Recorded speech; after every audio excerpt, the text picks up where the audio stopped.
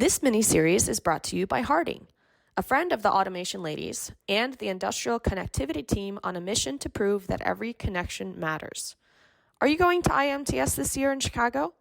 Well, Nikki is, and so is Harding. If you're walking around the IMTS show floor this year, you'll notice Harding connectors powering robots of all shapes and sizes and moving data through automation machinery. You can stop by their in-booth demo truck experience and get hands-on with Harding's famous modular connectors. And you can even customize your own, just like Lego. For a little more information about Harding, check out our episode from Season 3 with Ed and Goda, where we talk a little bit more about why the heck should we care about connectors. As always, we encourage you to connect with and get to know the people in our community, so go ahead and look up Ed, Goda, or Amanda Marks from Harding on LinkedIn and connect with them. You can also learn more about Harding at harding.com. This mini-series will run until September during IMTS, and then after IMTS, we will kick off Season 5 of Automation Ladies, the audio podcast, with some pre-recordings that we have in backlog. You can look for our LinkedIn Lives starting in October with our live recap from the AHTD Fall Meeting in Bellevue, Washington, and we should be doing regular LinkedIn Lives on Thursdays at 3 p.m. Central starting in October 2024. Finally, follow us, connect with us, please write us a review on your favorite podcast platform, and subscribe to our YouTube channel, Automation Ladies, if you haven't seen our content over there yet. And with that, welcome to our new mini-series with Harding, and I hope you guys are having a great summer.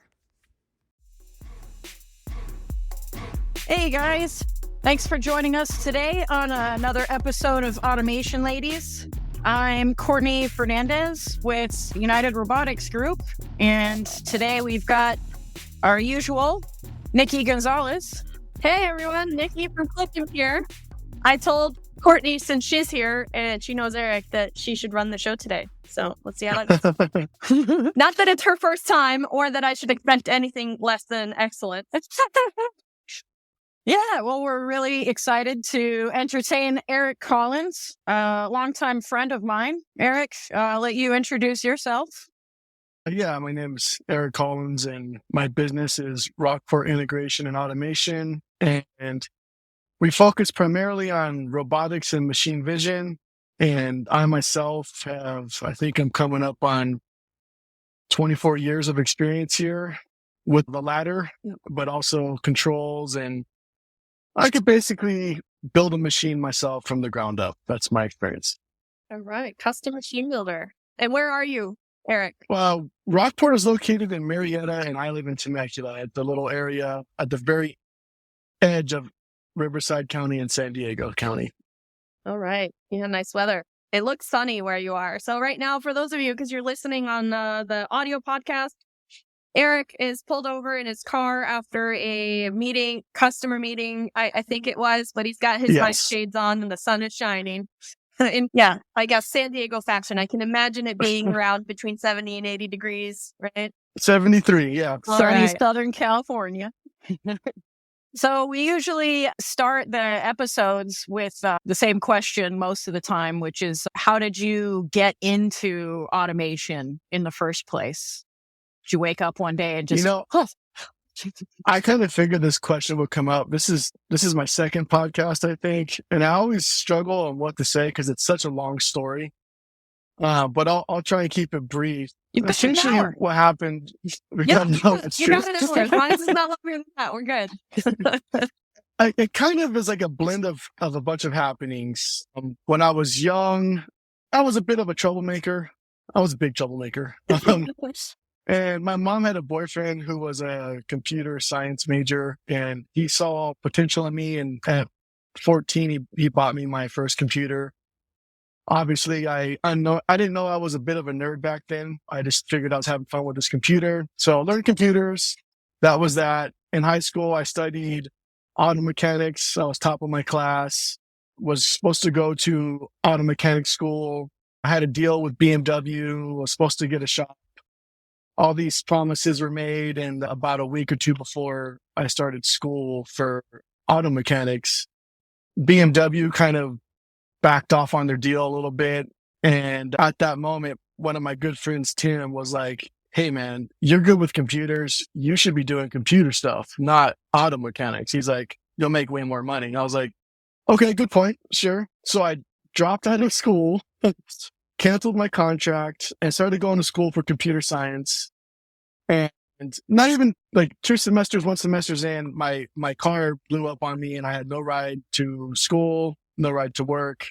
So I spent my friend worked at Best Buy at the time in Rancho Cucamonga, and I would just ride to work with him and go next door to Barnes and Noble, and I would just read books on computers and study for certifications like INET Plus, Network Plus, CCNA, MCSE, INET Plus, all of those things. Studied those, spent a lot of time at Barnes and Noble. I had no money, so I was just there all day reading books. About the time I was about to go take the tests, I just didn't have the money because I had no job.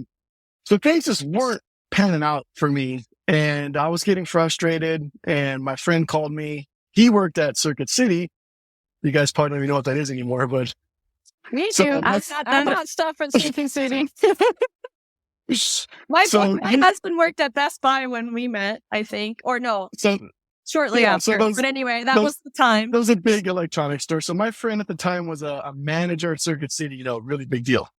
And this guy came in, and Courtney actually probably knows who this guy is, but I won't say his name for a lot of reasons. He came in to Circuit City and he purposely messed up his electronics in his truck to find somebody who could fix it so he could offer them a job. So he did that. He purposely messed up his alarm. My friend fixed it. He's like, hey, you're smart.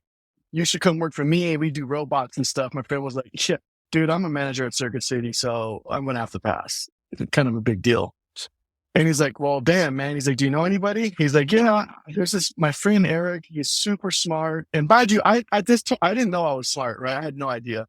I just wanted to be a snowboarder and cause trouble. That was my plans in life. And so he calls me and he's like, hey, this guy's offered me a job. And I told him about you. He's like, I know you need to get a job. I was like, what is it? He's like, I don't know. It's like manufacturing and robots and stuff. I was like, okay, well, what does it pay? He's like, it's $12 an hour. I was like, I'm in. $12 an hour back then. So, this is 2000. Yeah. So I was like, oh my gosh. So I clean myself up, put on nice clothes. I drive down to Yorba Linda. Maybe Courtney's doing the math here, who this person is or not. I don't know, but drive down to Yorba Linda, hand this guy my application. And he looks at it. He's like, listen, man, I don't really care about your resume or even how you're dressed. I don't care about any of that. He's like, there's a robot downstairs. Here's the manual. If you can make that robot move, you're hired. I was like, okay. So I grabbed the manual, run downstairs, and I'm reading it. And then I'm not going to use the term that we use to define how the language was written in this manual. That was a Japanese robot. But it was very bad English. Anyways, he's like, you got till 5:00. So take your time. About 3 hours later, I had already read the manual. I had wrote a program and I had the robot moving and executing the movements and doing, stuff. And he came downstairs. He's like, you already wrote a program? I was like, yeah. He's like, okay, you're hired. So the rest is history. I'm self-taught with everything. And that was kind of by design. The person I worked for, I thought he was testing me at the time, but it turns out he just didn't know, and he was hoping I would figure it out, and I did. So I learned PLC programming. I learned how to use SolidWorks. I learned how to machine. I learned how to weld, and I'll always be grateful to him for that. And despite our relationship has been rocky, I will forever be appreciative for him giving me, this young kid, the opportunity to learn these skills and develop these skills on his dime.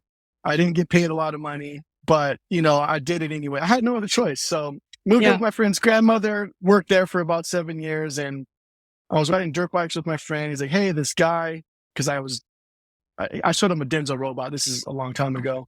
Hey, this guy, he works for this company. I can't say the company name, but they use robots and they're looking to hire a programmer, and they pay like $90,000 a year. And keep in mind, this is like 2005. And I was like, what?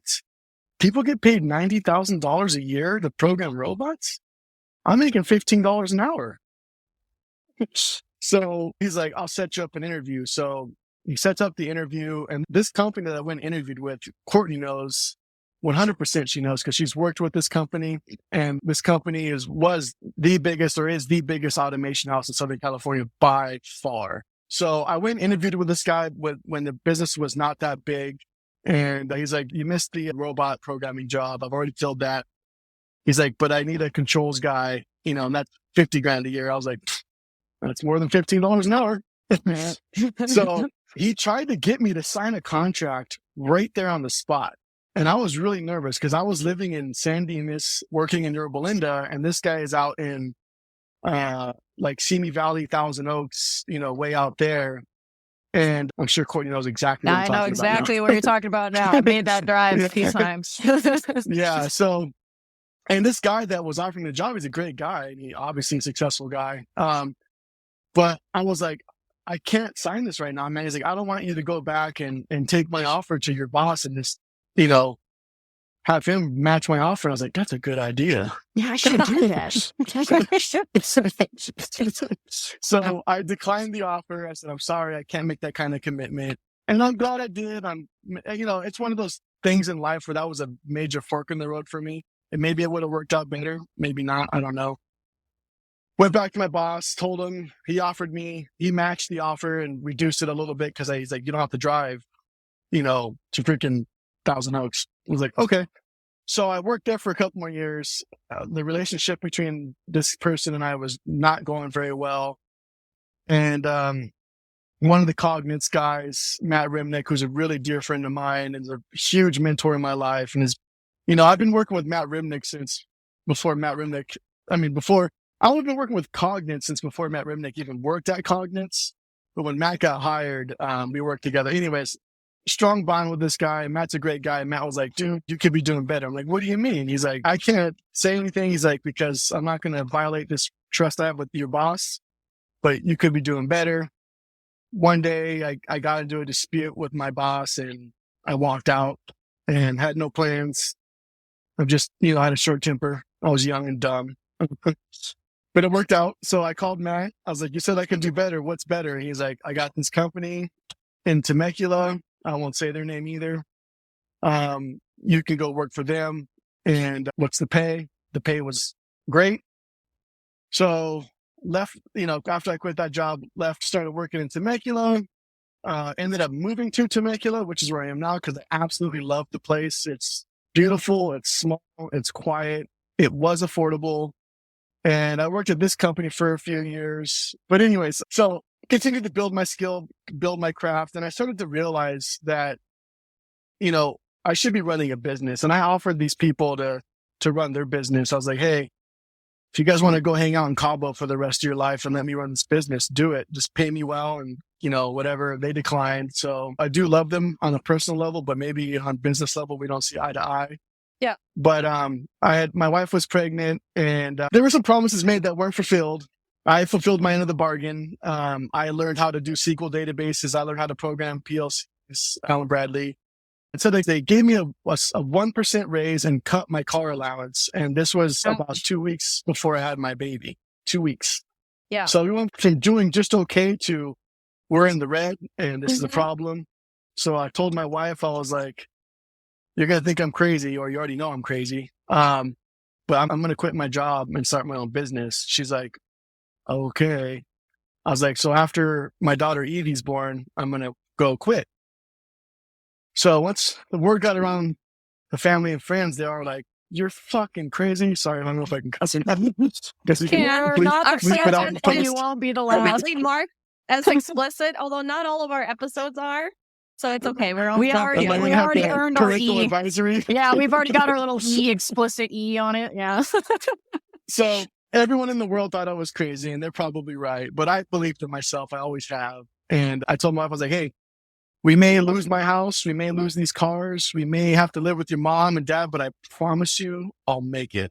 I will make it. I promise you. And this is why I love my wife. She never doubted me. She's like, okay, let's do this. And so I did. And through the help of my friends, Matt Rimnick and Greg Wolf at Zobel, they helped me get my first business off the ground. And, there's a lot more stories to that too, but I don't, we can always move past it. But I just wanted to mention their names because they were really helpful in my career. And I always like to give them credit where I can and just shout them out because Greg Wolf and Matt Remnick are just really good people. Especially in the machine vision community. I feel like, at least in Southern California, all of us that do integrations with machine vision know those two names, especially if you've done Cognix integrations. Like, you definitely know Matt Remnick and you definitely know Greg Wolf. Yeah. And, the goal is, and it's already happening, but my name should be synonymous with those names because I've been working with Cognix longer than they have.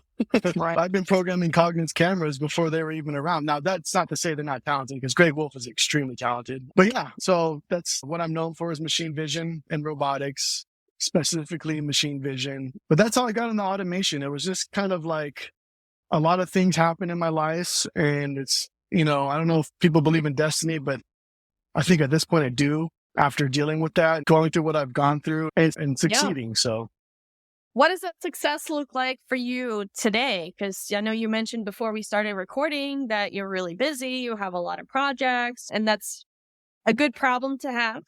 Yeah. There's, growth can be hard just as much as it is rewarding.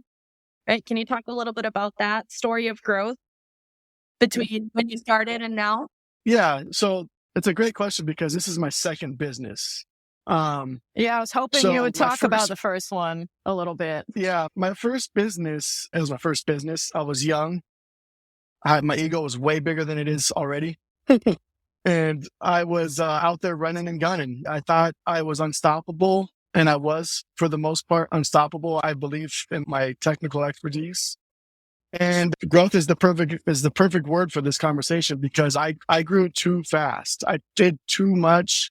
I went too fast and I didn't learn hard, valuable lessons. I just relied on my ability to adapt and overcome.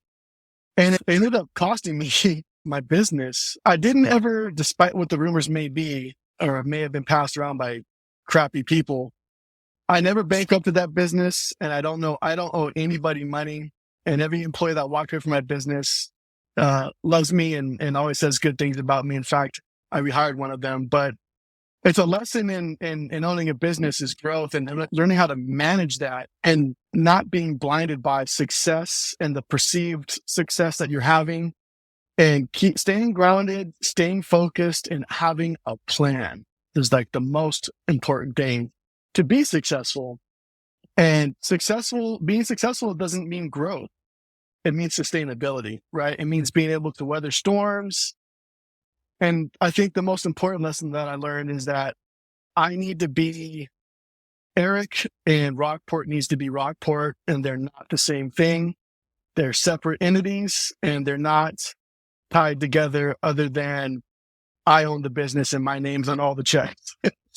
I try to treat my business as a business and not as my personal toy that I can do whatever I want with. And that's, if there's anybody out there starting a business or growing a business, I hope you hear those words because they're so important. I think that we know people out there too that have had that same, other people that, had a really good year. They grew really, really, really fast. And then, something happens. Employees didn't, execute whatever it is, right? It's a lot of things. So many things that once you start to scale, if you haven't done it in a very deliberate process way, that can crumble at any different time, right? So deliberate. That's a great word.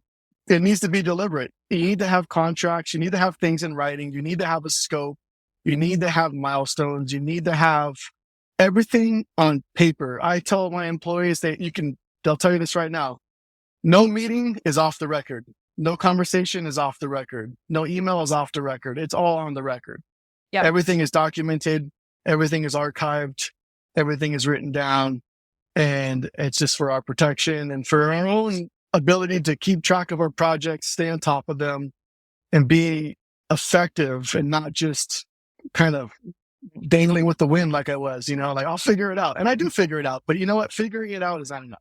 It needs to be deliberate, like you said. It needs to be planned. And it needs to be executed without fail. And sometimes people don't get that. Well, I was going to say, it's easy to ride the waves of you have this network in California that all talks to each other. So you do good work for somebody and they all talk to each other. And this influx of work comes in, and it's really easy to kind of start feeling like, hey, I'm just going to ride this wave, as opposed to I'm going to build a pyramid with a big, solid base and actually build this pyramid. I'm just like, oh, the pieces are falling and they happen to be building a shape. Yay. It's like you're running out of the basket trying to catch all the apples, You got to say no. It's like playing Tetris on purpose. I'm likening it to playing Tetris on purpose, and you start clearing rows and stuff, and you have a purpose to it, versus now you have all this shape that's just fallen out of control, and you've got these holes that you can't clear out now. And, now you're just kind of stuck with having let gravity do all the work, And it's so important in integration and machine building because we don't have widgets. We're not selling widgets. We can't project. We can't make plans. All we can do is budget, and charge the right amount. And that's another thing too is important for business, is knowing your value and knowing your worth in your business, and not letting people, and specifically customers, talk out of your worth, because those aren't people that you want to work with anyways, Right. When and how did you learn that lesson? And do you have any suggestions or resources for other people that may be trying to figure out how the heck do they actually properly know their worth? Well, this is going to sound horribly egotistical. I don't read books. I don't watch YouTube videos. I don't like motivational quotes. I don't like any of that. I think it's all nonsense. It's just people marketing stuff to you to cater to your heartstrings. Like, work hard, and they show a picture of a lion and they show a guy getting off a jet. It's like, it's all bullshit. The reality is you have to pay attention to the lessons that are being taught to you. Yeah. And you may not realize it's a lesson, but it's important to be aware of what's happening in your life and how things are transpiring. I learned these lessons the hard way. I lost the business. I got violated by a customer for a lot of money. And I had attorneys that were like, you have a case, you could win, but it'll take 3 years.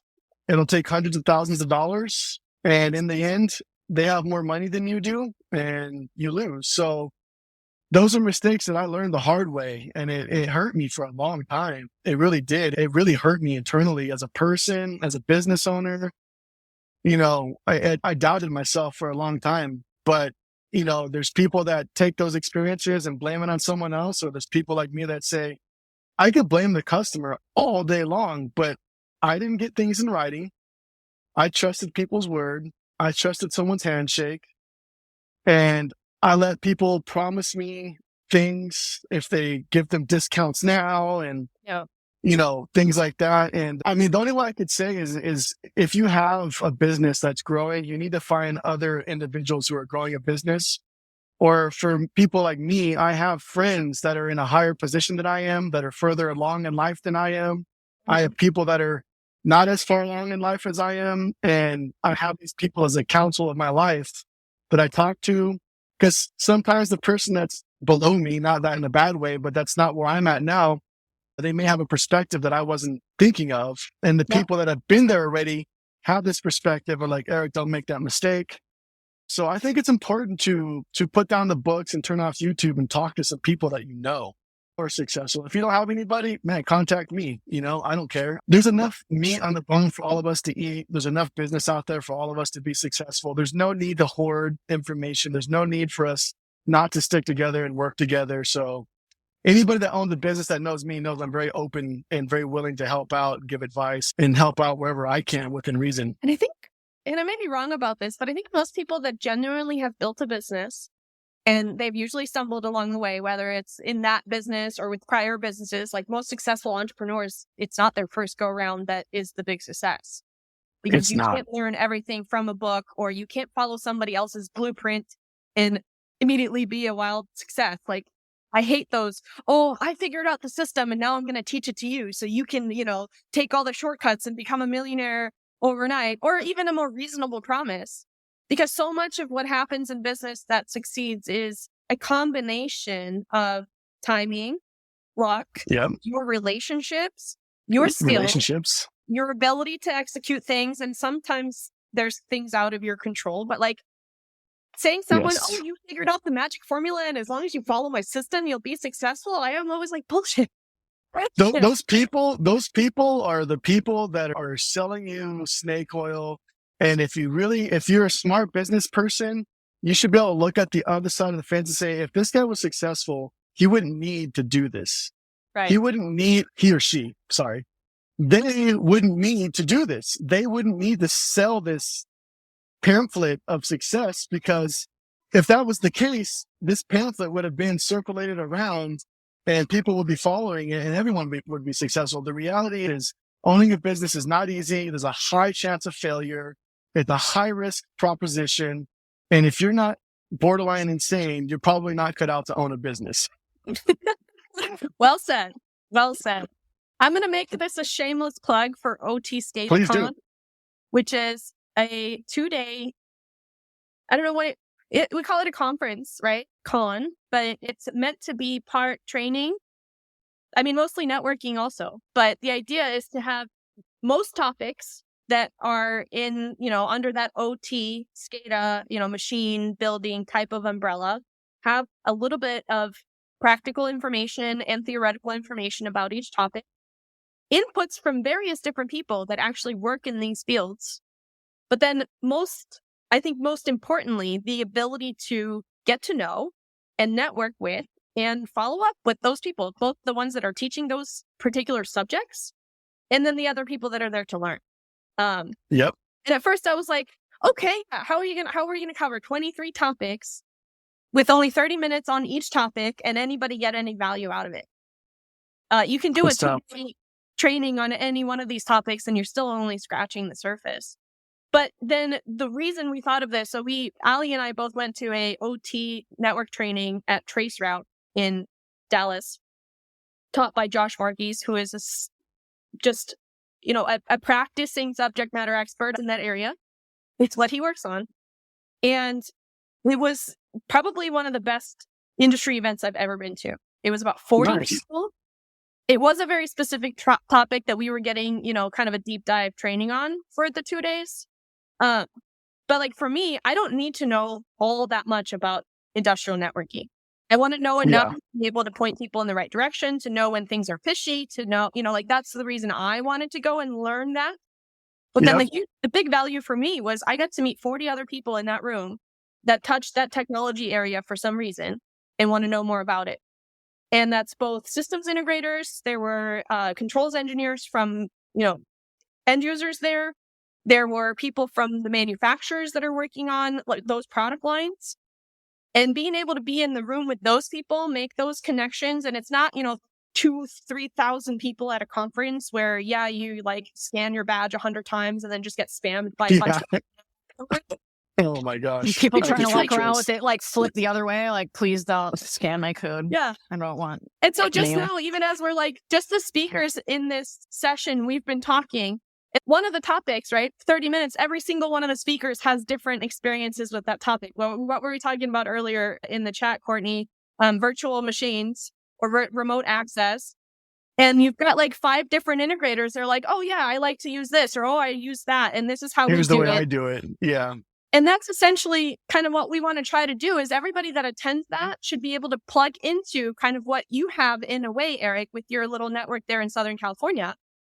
It's just sometimes all you need is to know somebody to call, to ask the question, to get some advice, or to collaborate on the project or pass on the business or whatever that is. Would you say that that's played a big, role in your success? Or do you think that without, those people around you as a network, you probably would have still made it, right? You're that type of person being stopped by that, but. Yeah, I think everyone's different. And I think everything you said has the utmost of value. I mean, it's so important.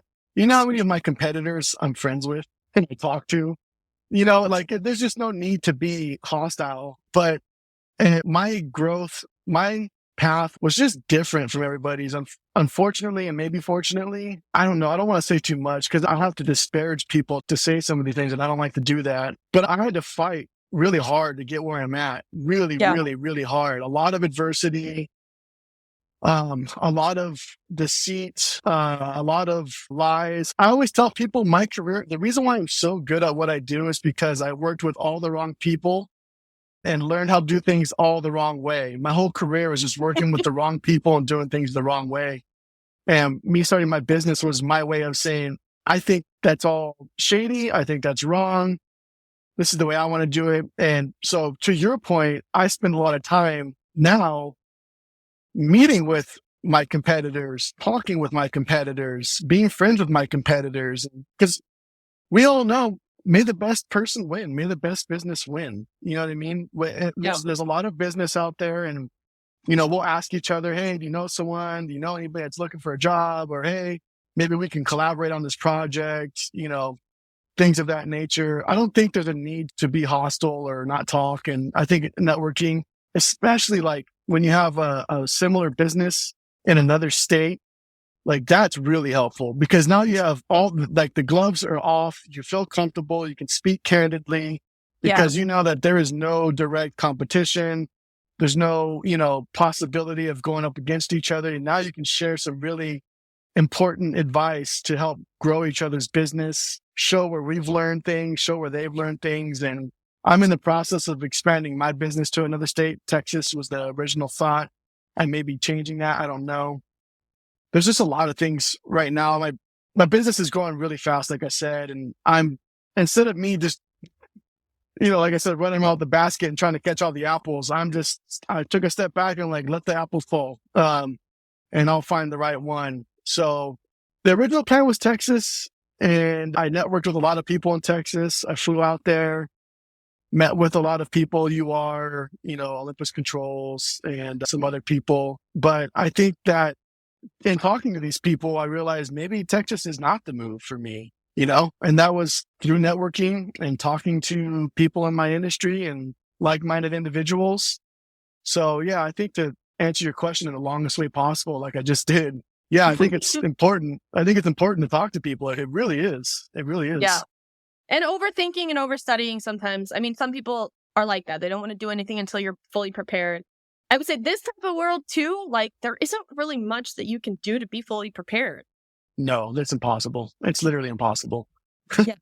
I tell people all the time, like I tell my employees and I tell my customers and I tell people that want to invest in my business. I'm like, don't ever call me a startup. I'll lose my effing mind if you call me a startup. I have nobody's money. This is all my money. I have no debt. But anyways, if you could just try and adapt, that's like the best you can do. Other than that, like if I try and take someone's money or I make some deal or I do something, I'm a human being that operates on honesty as much as I can. And I will quite literally lose sleep if I feel like there's a potential for someone losing out on the investment in me or my business, or if there's a potential that I sell this to a customer and it becomes a heartache for them or a pain.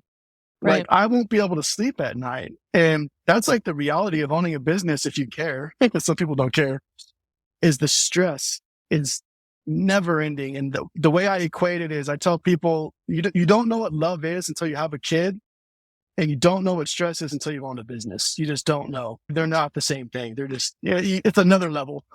I'll never forget Alicia basically saying that like the way she saw things, when things started growing for her and she started bringing on employees is now she's seeing all those employees' babies. And she's like, this is how many babies I have to feed now, And I was like, that's where my mind goes as well. If I'm bringing on people, there's like mouths that we have to feed. We have to succeed at this.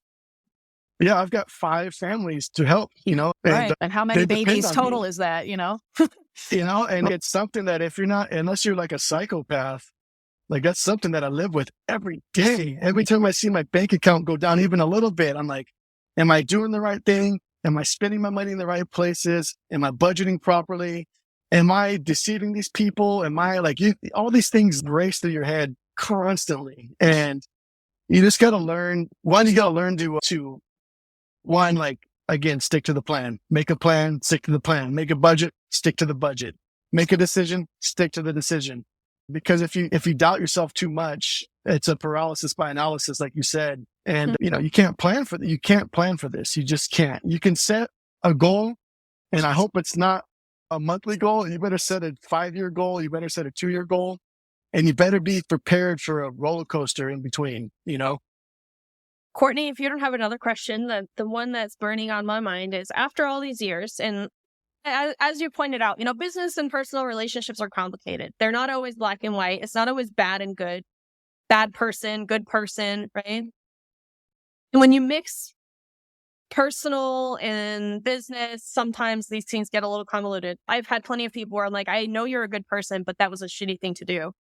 And I don't respect this decision or the way you handled this. And sometimes that means you end up not dealing with those people anymore. And sometimes it means you redefine the relationship. Have you learned anything, or how do you... Thanks. See if he manages to find his way back in. We just lost Eric. Well, let me point this question at you, Courtney. Yeah. Since we're still recording, and let's see if Eric comes back. Is this something, do you have any insight? Like, you've been in years of doing business as yourself, working with other small businesses, working at large companies. How do you figure out who you can trust? And can you ever? Do you learn to have a sixth sense about these things? Do you learn that there's certain things that you actually try to make a point to verify as a process? Or is it just you have to feel people out? How do you, as you start to realize that you are not an island, right? Select people that you think you can trust. And I'll point back to the earlier example of the lawsuit type situation. Customer doesn't pay. Yeah, you can take them to court. You can be right all day long, and it'll still cost you way more than you can afford. And so, taking somebody to court isn't an option for most people, small businesses especially. And I don't think many of us don't understand how cost prohibitive it is to have the courts, settle our disputes. So oftentimes it has to come down to trust. Yeah, that's actually kind of the hard thing, I think, as a small business, or that I didn't realize as a small business, is like, say you put, net 15 in your estimate, and then now suddenly they've got you on net 60 and you can't. Yeah, like you're stuck saying, hey, I need you to pay me, but you're kind of powerless to do anything as a small company against a big company. You could sit there and say, you said 15 days, and that's basically all you can do. But aside from having actually been burnt by people in the past and knowing what that feels like or what's coming, and like you said, that sixth sense of, hey, I've been burnt like this before, I kind of feel like it's coming again. Hey, this is Nikki here. Unfortunately, this episode ended a little bit abruptly because we had technical difficulties with Riverside not uploading all of Erick's recording. We will no longer be using that platform in the future, so hopefully this won't happen again. But we decided that we didn't want to let this conversation fade into obscurity, so we went ahead and published about half of the episode anyway. You may notice that my voice sounds a little bit different. It is Tuesday, the week after IMTS in Chicago. And this is the first time that I've participated in IMTS for the entirety of the show, which is 6 days spanning from Monday to Sunday. This is the largest manufacturing technology show in North America, and it takes up all 4 of the halls in McCormick in Chicago. It is every 2 years. And this year, I was lucky enough to be part of the Creators Lounge, which is in its second year running, a show basically inside of IMTS, where a number of creators from our industry, including myself, Jim Mayer, Drew Crow, Amy Seymour, Megan Zimba, and Chris Lukey for Manufacturing Happy Hour. We did interviews with lots of people at the show all week, as well as a morning and a wrap-up show for each day where we got to talk about what we liked, what we see, what we'd like to see. And more importantly, we really got to know each other and the attendees, and we all agreed that we see a lot of positive change in our industry. We saw 32% or more of attendees at IMTS this year were women, which is the largest percentage that we've ever seen, as well as it was the largest attendance for the show.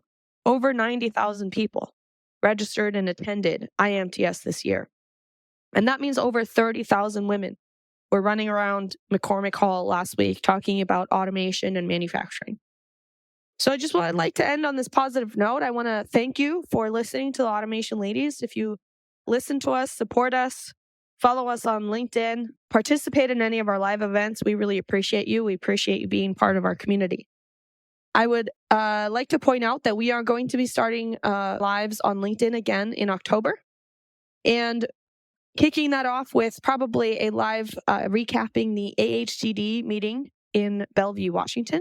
And then we also have a Halloween cybersecurity special like we did last year with some of our favorite subject matter experts in that area, as well as a new one for this year, Ashley Van Hosen, who we met with at OT SCADACon as she presented an OT cybersecurity session there. And we were incredibly blown away by her expertise. Speaking of OT SCADACon, if you didn't hear about it or you don't know what it is a conference that Ali and I put on in Houston, Texas. We had a great time and we plan to do it again next year. It's something that you should definitely try to check out. You can go to automationladies.io/OT SCADACon. We're already selling tickets for next year, and if you get them now, you'll get a super early bird special price. You can also follow us on YouTube. We have a YouTube channel, which we'll be planning to put more content up from our show this year. And I also want to point out that if you do go onto our website, automationladies.io, you can in fact leave us a voicemail. And we might start putting those voicemails on the show. If you have something nice to say, please do. If you have some critique or commentary, please be kind. And we would love to hear from you. You can also reach out to us on LinkedIn. And we thank you very much for listening to Automation Ladies and hope that you have a wonderful week.